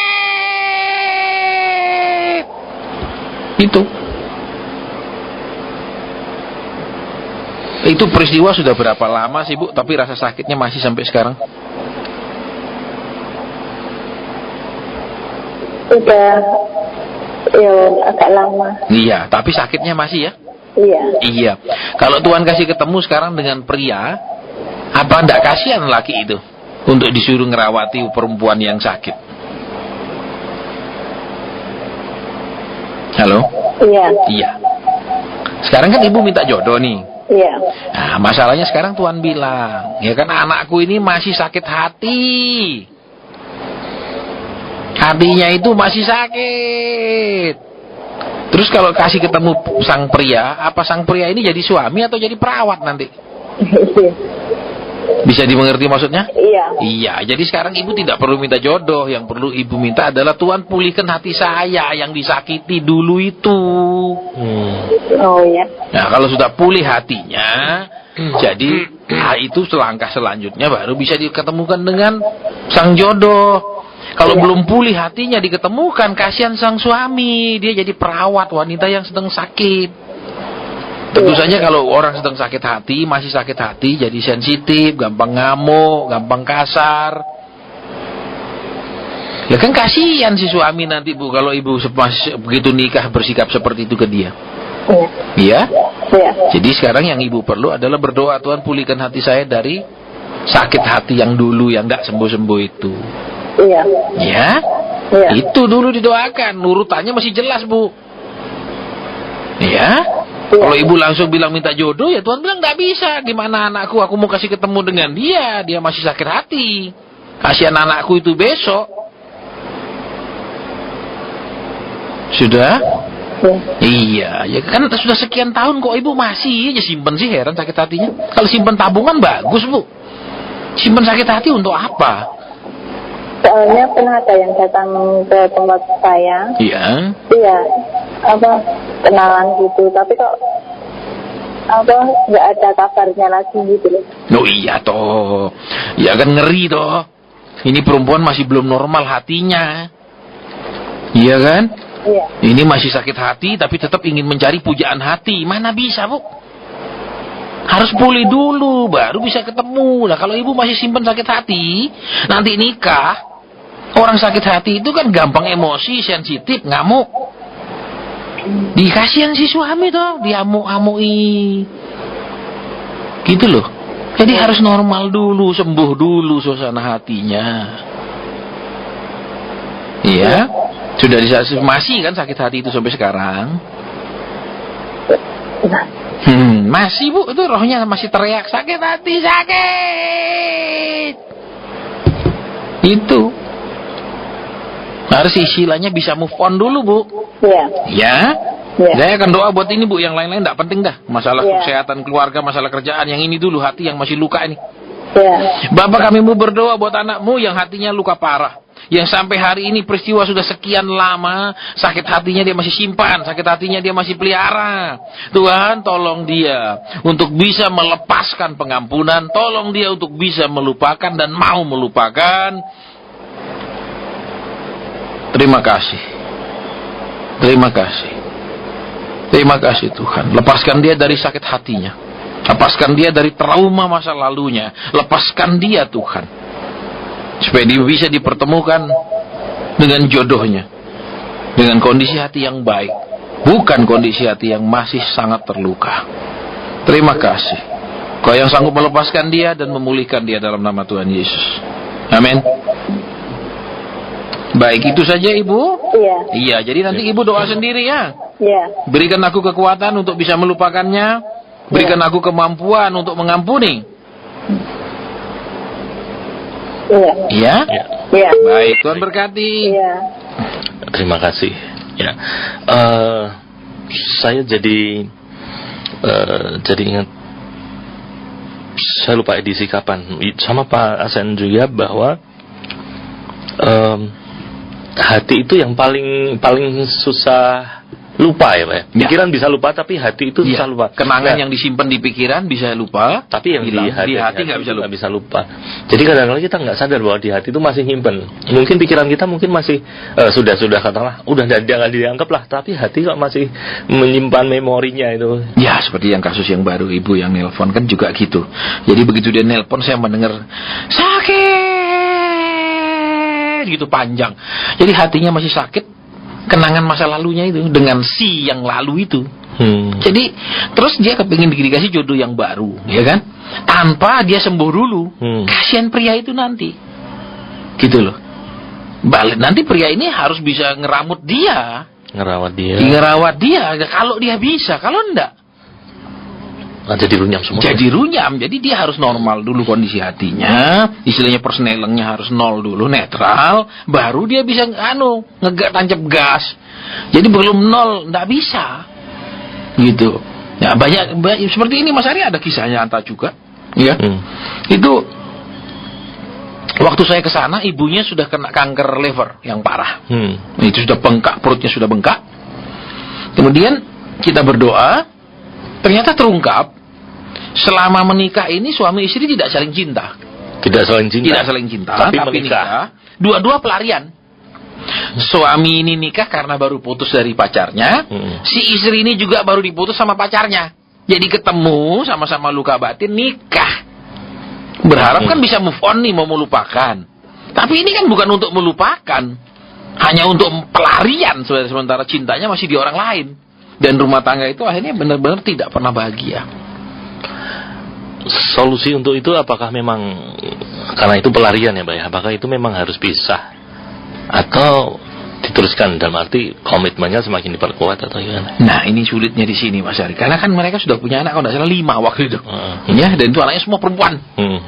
Jadi waktu saya doakan terungkap bahwa memang ini nikah pelarian. Laki baru putus, si perempuan baru diputus. Terus ketemu ya sudah nikah dah. Gitu. Dan selama pernikahan namanya hati dua-dua belum sehat, belum normal, tidak bisa saling cinta. Kemudian anak juga waktu saya bilang kalian doakan mama, tidak ada satupun yang mau doakan. Karena mungkin anak juga merasa bahwa saya ini hasil dari yang namanya nggak saling cinta. Iya, nggak saling cinta di rumah itu. Jadi anak pun juga tahu dari gitu. Iya. Anak satupun dari 5 anak tidak mau mendoakan ibunya yang sudah seperti itu kondisinya. Perut sudah membengkak karena liver kena kanker itu. Jadi parahnya di situ Mas Ari. Makanya kalau banyak orang bilang, kok Tuhan belum kirimkan saya jodoh? Perlu perhatikan hatinya sudah normal belum? Kalau masih mengingat yang lalu, masih luka dengan yang lalu, atau masih membayangkan yang lalu andai-andai. Nah, ini kalau dikasih ketemu cilaka. Bisa jadi CLBK itu. Iya. Cinta lama belum kelar ya. Iya, itu. Baik, kita akan terima lagi ya. Ya, dan saya mengingatkan untuk kalian yang telepon bergabung tidak perlu menyebutkan nama ya. Saya terima yang di telepon. Selamat siang. Iya, selamat siang Ibu atau Bapak ini. Selamat siang Pak. Selamat siang. Iya, dan saya mau tanya ya Pak ya. Ini akhir-akhir ini beban saya itu terlalu berat untuk memikirkan saudara saya yang sekarang sudah tidak tinggal di rumah saya. Saya hanya mohon untuk membersihkan diri saudara saya supaya dia dapat mengampuni saudara-saudaranya, mengampuni orang yang pernah disakiti juga, supaya dia juga sewaktu-waktu kalau Tuhan mau memanggilnya supaya bersih dari gangguan-gangguan di dalam jiwanya. Itu aja. Baik, jadi Ibu berharap saudara ya, saudaranya laki atau perempuan ini Bu? Perempuan. Saudara perempuan, kakak atau adik? Kakak atau adik yang saudara ini? Kakak ya? Iya. Sekarang sudah tidak satu rumah? Iya. Tapi kondisi gimana? Masih sehatkah atau sudah mulai? Udah nggak bisa jalan. Nggak bisa jalan? Udah 7 tahun. 7 tahun? Iya. Iya. Terus matanya juga rusak satu sebelah kiri. Iya. Iya. Baik, jadi kondisinya sudah memang cukup parah ya. Iya. Secara kesehatannya sangat menurun. Kita mau doa buat hal ini ya, untuk kesehatan sang saudara. Ya, mungkin ada sesuatu yang Tuhan ingin sampaikan ya. Nanti Pak Markus pimpin kita dalam doa. Mari Ibu kita datang pada Tuhan. Tuhan Yesus, kami datang pada Engkau Tuhan. Kami bawa Ibu ini di hadapan-Mu bersama dengan saudara perempuannya Tuhan. Engkau tahu Tuhan keadaan dari saudara Ibu ini Tuhan. Ibu ini berharap agar Tuhan bisa bersihkan dia dari kekecewaan, sakit hati, dan berbagai macam hal yang menimpa saudaranya Tuhan. Kalau Engkau Tuhan mau ada pesan, ada teguran, ataupun apa saja Tuhan, boleh Engkau katakan Tuhan.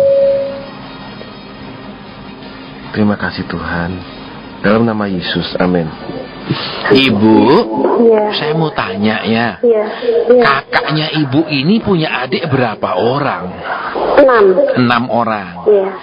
Kenapa dia ada seperti kepahitan? Tadi Ibu bilang kan untuk ngampuni orang ya. Iya. Tapi ternyata maaf, ini kepahitan yang paling berat itu itu dari adik-adiknya loh Bu. Oh iya Pak. Ya begini Pak, dia tuh anak pertama dan adik-adiknya kan sudah menikah, ada yang menikah, jadi dia tuh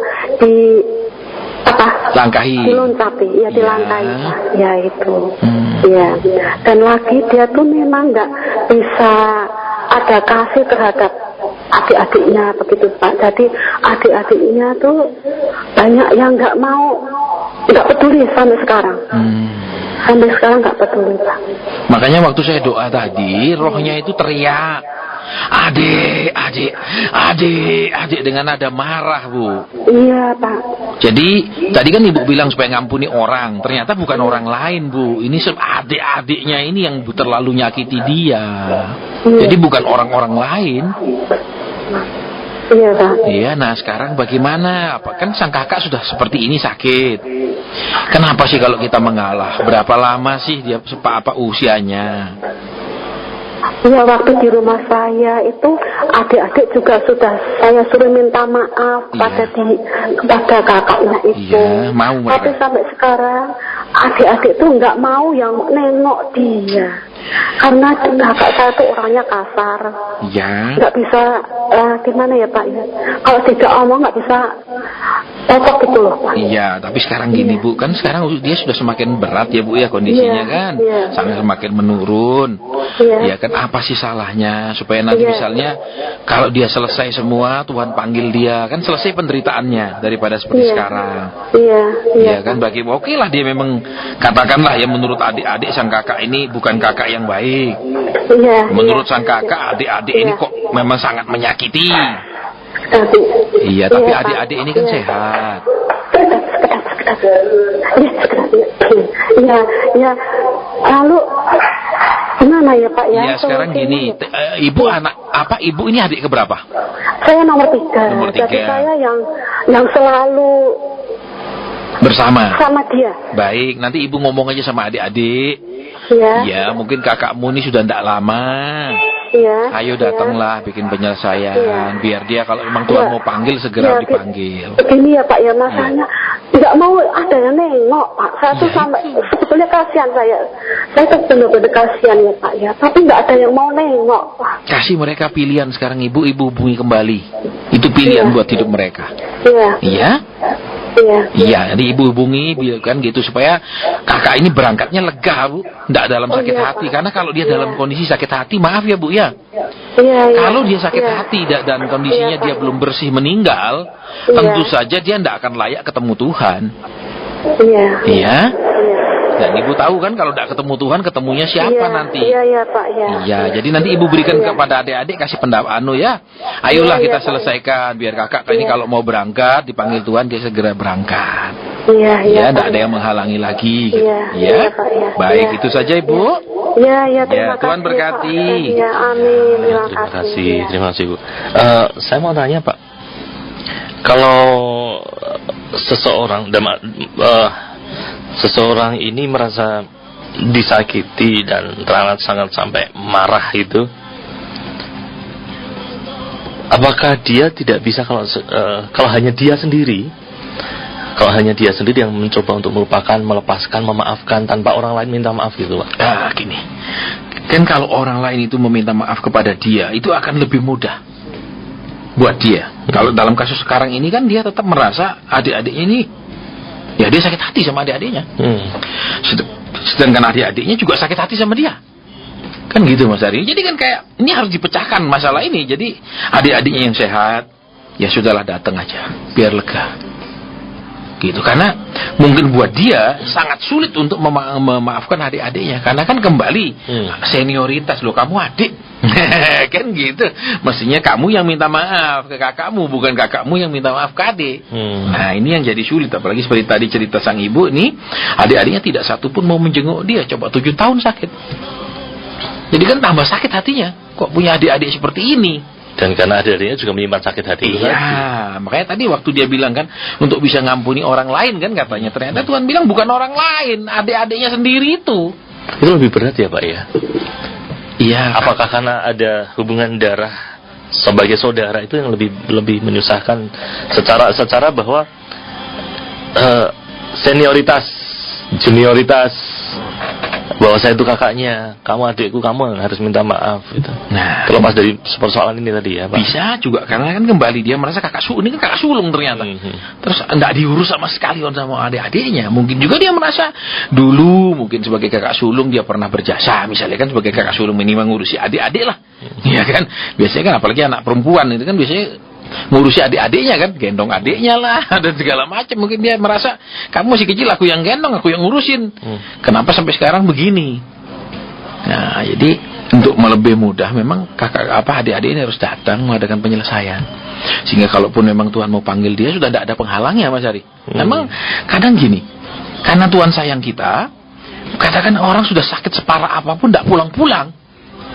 Itu berarti ada sesuatu yang memang harus dibereskan supaya waktu dia pulang itu dia siap. Nggak bisa. Kalau dia pulang tidak siap dan dia meninggal itu memang bermasalah nanti.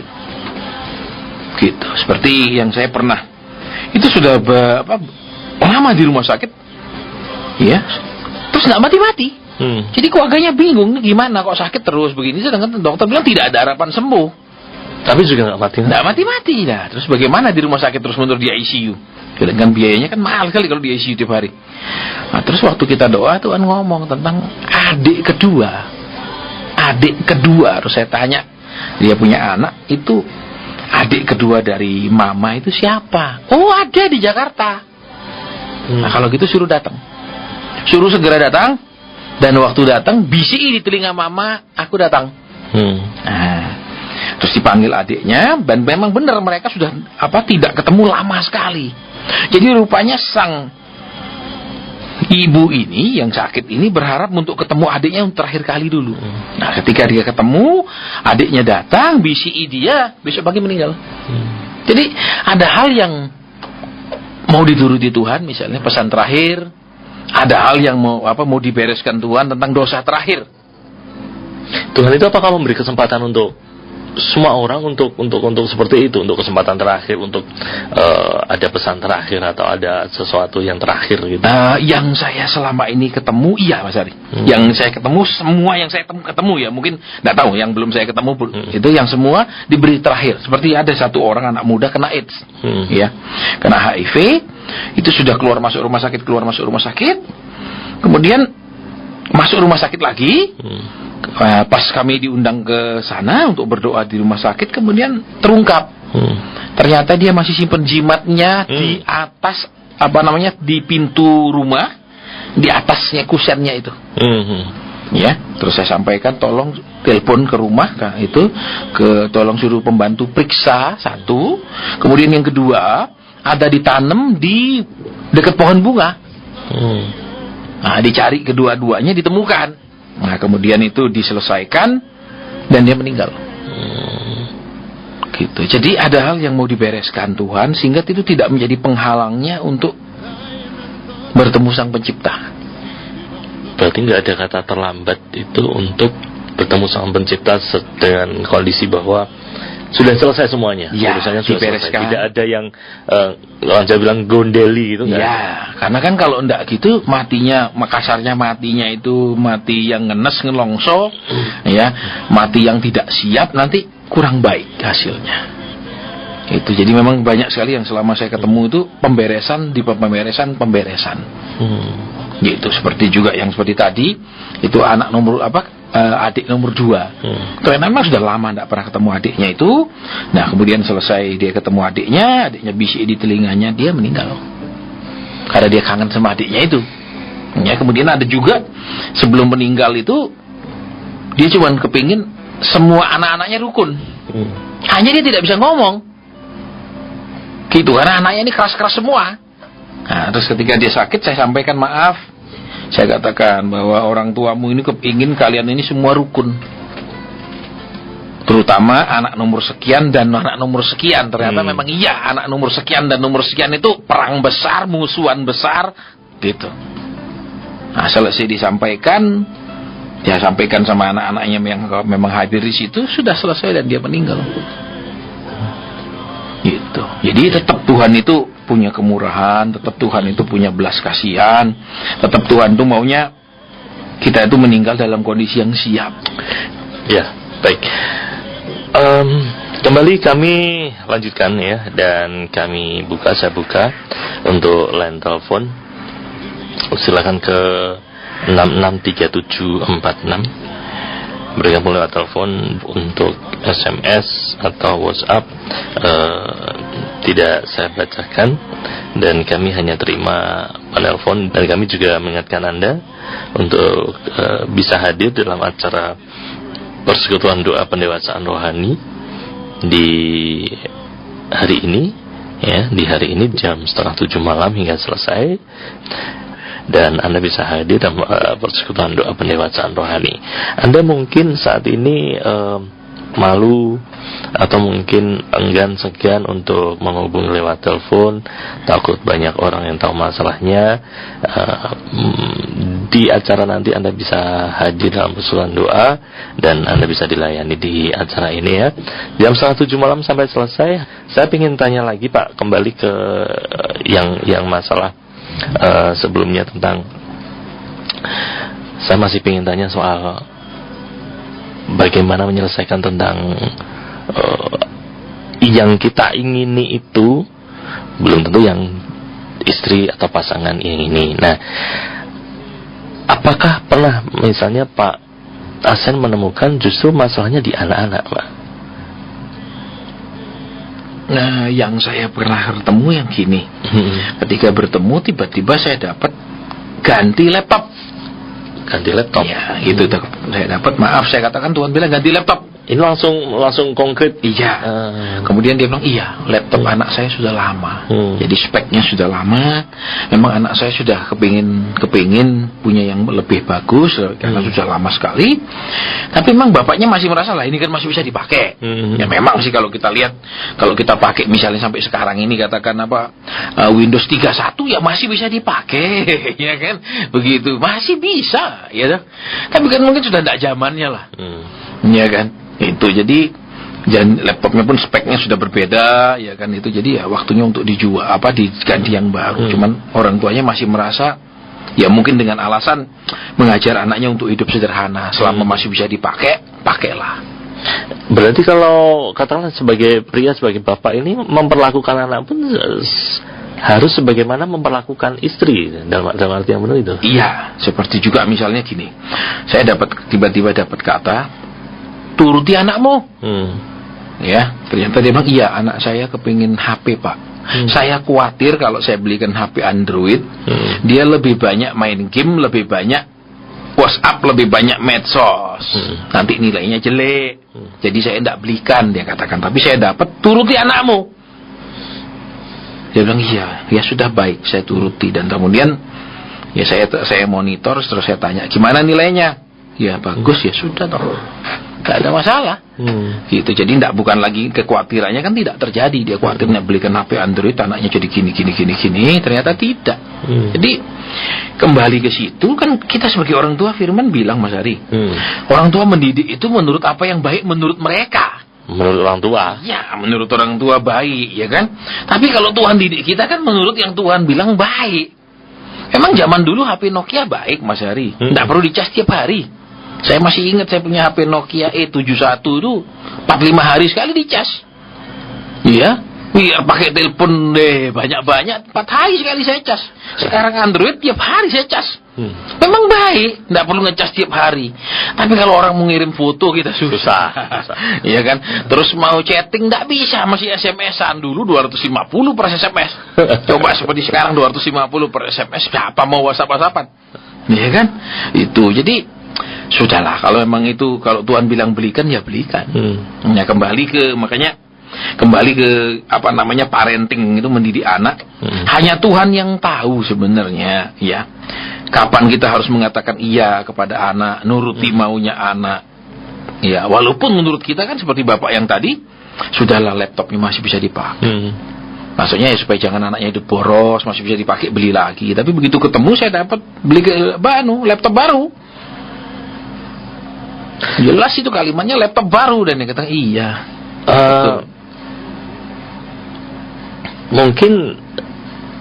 mungkin ketika berhubungan dengan suami, dengan istri atau dengan anak itu banyak terjadi hal masalah dan Tuhan sendiri yang tahu pemecahan masalahnya itu. Kita nggak ngerti cara pemecahan masalahnya, tapi apakah kita bisa meminta semacam sinyal, tanda dari Tuhan bahwa ini loh masalahnya ternyata yang di sini dan harus dipenuhinya cara ini yang diberikan adalah ini. Bisa. Contohnya juga ada, kita ketemu, saya dapat kata pergi liburan. Iya, dia bilang iya. Keluarga saya sudah lama minta pergi liburan. Ya sudah, kau pergi. Jadi sebenarnya bisa dilihat dari tanda-tanda seharian. Iya, gitu ya. kan kadang-kadang kan maksud orang tua juga tidak langsung menuruti, memberikan, kan tujuannya baik. Kembali supaya anak tidak manja, supaya anak punya kesabaran, supaya anak punya pengertian bahwa tidak semua yang diinginkan langsung tercapai. Kan maksudnya begitu, Mas Ari. Tapi dia tunda 2 tahun lebih. Iya. Gitu. Ya, itu saya dapat pergi liburan. Iya, katanya keluarga saya, terutama anak-anak sudah minta pergi liburan. Dan itu apalagi udah dijanjikan itu. Iya. Ya. Nah, itu sapi. Orang tua kan kadang-kadang begitu janji ya sudah janji tok. Kita tahu padahal anak-anak kalau dijanjikan kan tidak bisa sabar. Iya, betul. Saya tahu Pak, jadi saya rasa juga nih. Oke, baik, saya terima di telepon saya dan di Oke, silakan bisa diulangi ya. Maaf ini ya untuk SMS dan WhatsApp saya nggak bisa bacakan. Jadi saya hanya bisa terima telepon Anda di 663746 ya, 663746 dan tidak perlu menyebutkan nama. Cukup sampaikan permasalahan Anda saja dan apa yang mungkin Anda doakan tapi ternyata belum dijawab itu, dan mungkin Anda bisa tanya ke Pak Sen, bukan bagaimana segera dijawab, tetapi apa yang harus dilakukan agar doa ini dijawab. Apa sih yang tidak saya lakukan kok sampai doa saya tidak terjawab juga ya. Oke, selamat siang. Halo, selamat siang. Selamat siang Ibu. Radionya bisa dikecilkan sedikit Ibu, volumenya Bu.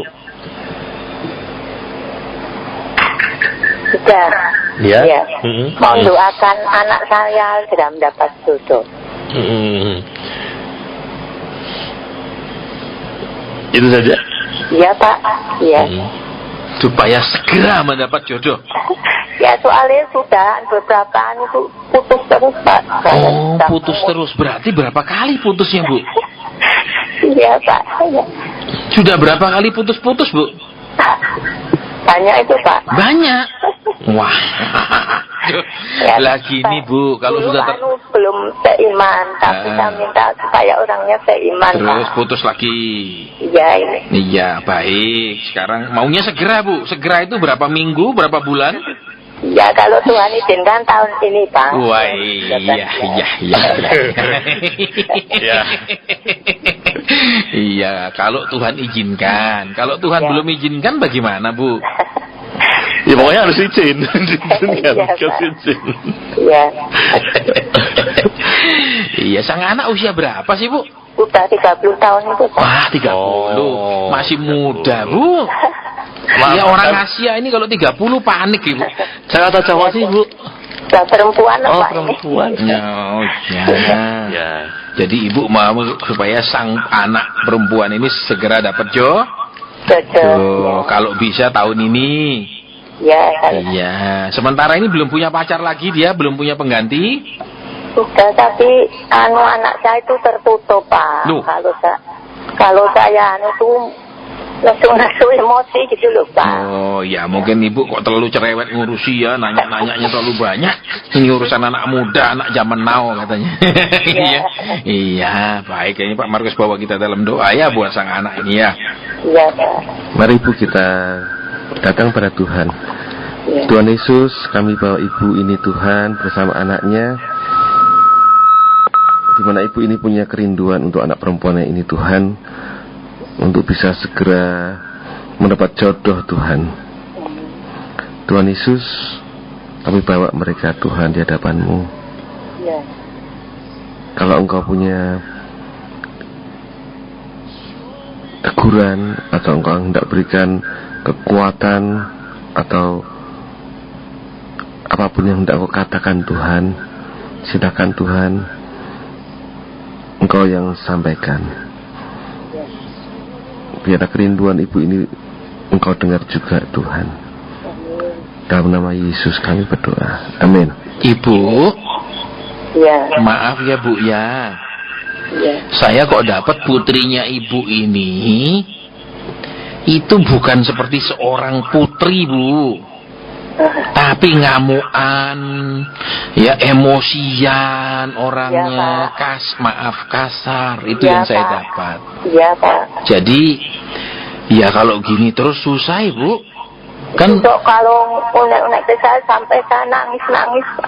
ya, itu makanya saya dapat Tuhan bilang ini bukan seorang putri yang lemah lembut, seorang putri yang memang seperti wanita, tapi ini ya itu saya katakan dapat tadi itu kasar, ngamuan. Iya, kalau sama saya tuh unek-unek bisa mau balang gunting sekalian, Pak. Kami bawa putrinya ke dalam tangan-Mu ya Tuhan. Yang Kau kasih tadi lihat sifatnya. Bapak, Engkau bisa merubah dia menjadi anak yang manis, anak yang menyukakan orang tua dan orang lain. Engkau sanggup merubah dia menjadi seorang putri yang lembut, putri yang ceria, bukan yang kasar, bukan yang emosional. Terima kasih. Kau tolong ibu ini Tuhan dalam penderitaannya. Kau tolong ibu ini Tuhan dalam kesedihan dan kepedihan hatinya atas putrinya ini. Terima kasih. Kau sanggup merubah anak itu Tuhan dengan cara-Mu. Kami serahkan dia ke dalam tangan-Mu untuk dirubah. Dalam nama Tuhan Yesus Kristus. Bapa terima kasih, Tuhan terima kasih, Roh Kudus terima kasih. Haleluya. Amin. Jadi ibu, tadi kan ibu minta dia dapat jodoh. Ya Tuhan nggak ngurusi dulu tentang jodohnya. Tuhan mau ngurusi tentang sifatnya. Oh iya, iya. Iya, karena kalau dia dikasih jodoh pun dengan sifat seperti ini, ndak lama Bu, ndak tahan suaminya nanti. Iya. Jadi Tuhan mau rubah dulu dia, baru diketemukan jodohnya. Lah kalau seperti sekarang ini ngamuan, kasar gini, emosian, waduh. Iya, Pak. Iya, baik, kita sudah doa buat itu. Nanti ibu doa kembali buat sifat-sifatnya ya. Jangan buat jodoh dulu Bu, buat sifat-sifatnya dulu. Karena kalau enggak nanti enggak langgeng pernikahannya. Iya, ya. Baik, Tuhan berkati Ibu. Selamat siang. Ya, minta. Ya, terima kasih Ibu. Dari acara ini sebenarnya saya secara pribadi menemukan banyak hidup keluarga itu tidak seindah yang ada di sinetron, di cerita-cerita, di film-film. Ada banyak orang-orang yang mengalami kesedihan dengan cara yang berbeda, Pak ya. Iya, kalau yang ini kan tentang anak. Iya, saya dikasih lihat sifat anaknya tadi dalam penglihatan. Bukan seorang putri, bukan seperti seorang anak perempuan. Lebih cenderung punya sifat laki-laki yang beringas, yang kasar. Seperti itu. Oke. Tinggal 5 menit juga ini Pak Hasan. Ada yang disampaikan Pak Hasan? Ya, jadi kadang-kadang gini Mas Hari. Ya, kita ini ikut Tuhan, tapi dalam praktek sehari-hari, realitasnya kita ini mau diikuti Tuhan. Tuhan ikutlah saya. Iya, ikutilah saya, turutilah mau saya, kabulkanlah keinginan saya. Jadi kita ini bukan pengikut, tetapi memaksa Tuhan untuk mengikuti kita. Kan lucu, Dia Tuhan, Dia yang menciptakan segala sesuatu menurut rencana dan maunya, terus kita ini yang adalah ciptaannya memaksa kemauan kita kepada Dia. Ini yang kadang-kadang membingungkan, ya. Kadang-kadang kita menuhankan Yesus, tapi dalam prakteknya kita ini memperhamba Yesus. Tolong begini, lakukanlah begini. Kita main perintah saja, walaupun dibungkus dengan tolonglah. Tapi perintah sama dengan seorang atasan. Tolong printkan ya, tolong laporanmu ya, tolong. Nah, walaupun mungkin dikasih kata pemanis tolong di depannya, tapi itu berupa kalimat perintah.